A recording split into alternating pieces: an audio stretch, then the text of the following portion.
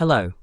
Thank you for being here, where stories are not just fragments of the past, but mirrors reflecting our very souls. Today, I invite you to step into a world suspended between reality and legend. A story not found in history books, yet one that lives on in the memory of the forest and the whispers of the wind. This is the journey to find the lost tribe of the Smoky Mountains. Along the blurred border between Tennessee and North Carolina, there lies a land where time seems to stand still, where mist coils around each treetop like silken ribbons from the spirit world. The Great Smoky Mountains, part of the Grand Appalachian Range. This land is not only famous for its majestic natural beauty, but is also considered sacred by the Cherokee people, a place where the visible and invisible worlds merge in silence.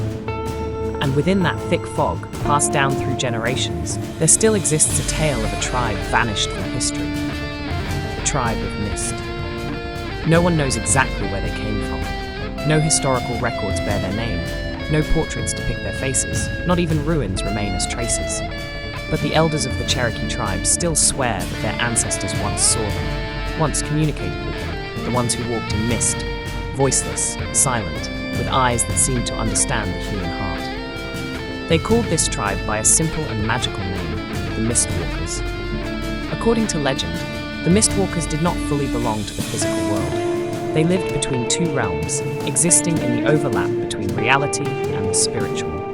They built no villages, hunted no game, cultivated no crops like ordinary tribes. Instead, they dissolved into nature, living with the breath of the forest, as if part of the Earth Mother's soul.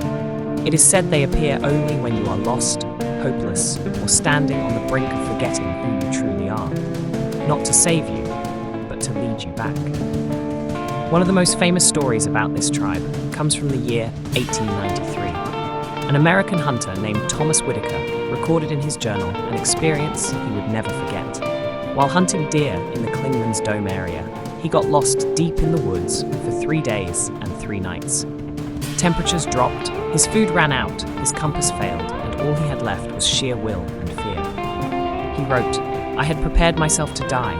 I lay beneath a tree, waiting for the final sleep. And then, they came."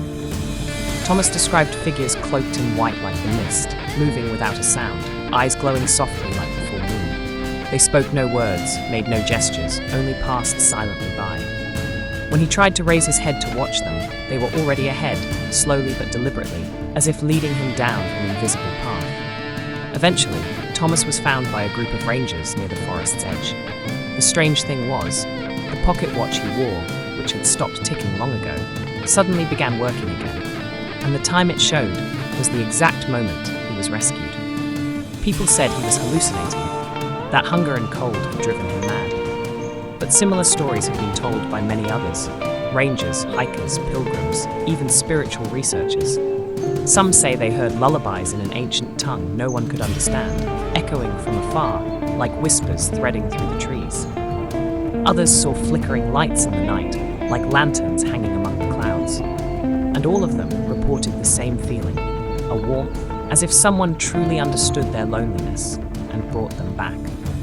A woman named Grace, who had suffered a psychological breakdown after losing a loved one, told of an incredible experience while walking alone into the forest to say goodbye to the world. She said she heard the laughter of children coming from a valley. As she approached, she saw a woman in a white cloak standing in the mist, her back turned. When the figure turned to face her, Grace realized it was the face of her mother in her youth. Without a word, the woman gently took her hand and vanished like she had never existed.